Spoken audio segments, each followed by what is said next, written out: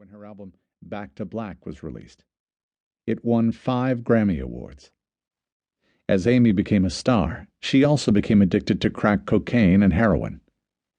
Although she quit hard drugs in 2008, she did so by switching to alcohol. Amy was a small woman, 5'3" tall and slightly built, but she drank like a sailor on shore leave, drinking herself into a coma in May and into hospital as a result. Dr. Romette wrote her a warning letter after this incident, but Amy didn't take it seriously. She joked that her doctor thought she might be dead soon, and she carried on binge drinking, getting out of her mind before a show in Belgrade just 5 weeks previously. Between binges, Amy had periods of self-realization and guilt when she quit the bottle.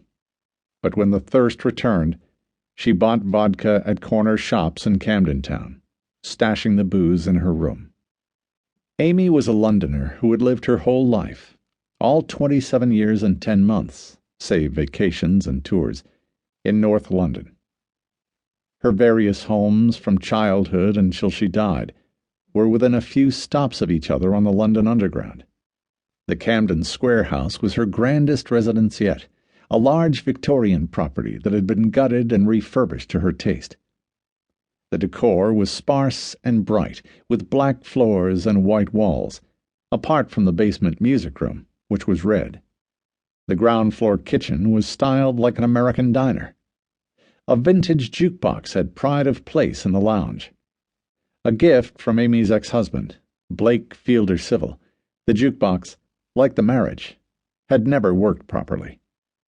Amy shared her home with friends and staff. Andrew Morris, her close protection officer, a huge young man of West Indian background, slept in one of the guest rooms upstairs. During the 4 years he had worked for Amy, Andrew had grown close to the star, like brother and sister. She was a diamond person, not a regular person, he says fondly. She was the sort of person, if you met her once, you would never forget her. She was very honest. If she didn't like you, she'd tell you. If she loved you, she'd tell you. Amy's stylist, Naomi Parry, also stayed at the house on occasion, as did a friend named Tyler James, whom Amy had known since drama school. But Naomi and Tyler were away at the time. In fact, after Dr. Romette left the house on Friday evening, Amy was home alone, save her minder and her cat, Anthony Jade. Many of her friends were at a summer music festival. There were other friends whom Amy would once have called upon for company but was estranged from at the end of her life. Amy was lovable, but demanding. She'd recently lost her temper with 2 of her band members and had fallen out with several girlfriends over the years. The drinking didn't help.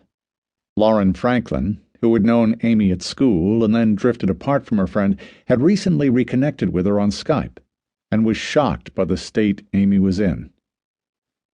She was terribly drunk, she says of the last time they spoke online. She had a bottle in her hand. I was like, "What are you doing?"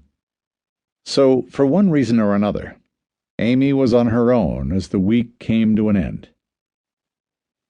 Basically, everyone was out, says her friend Doug Charles Riddler. She hated being alone. That's why everyone's feeling really guilty. Amy's father, Mitch Winehouse, a former London cabbie, was normally around, but he was in New York to perform as nightclub act. Mitch sang saloon bar standards in the style of Tony Bennett. It was a semi-amateur career he'd revived on the back of Amy's success. He had visited his daughter at home on Thursday, just before his trip to the United States, and found her in an introspective mood, looking at family photographs. Amy's mother, Janis, who was divorced from her father, had called in at lunchtime on Friday. Janis had multiple sclerosis, which made her seem older than her 56 years, but she was remarkably similar in looks and character to her famous daughter. Both exuded a charming mixture of intelligence, good humor, and childlike innocence. "I love you, Mummy," Amy said, as Janis left the house. Janis said that Amy seemed weary at their final meeting.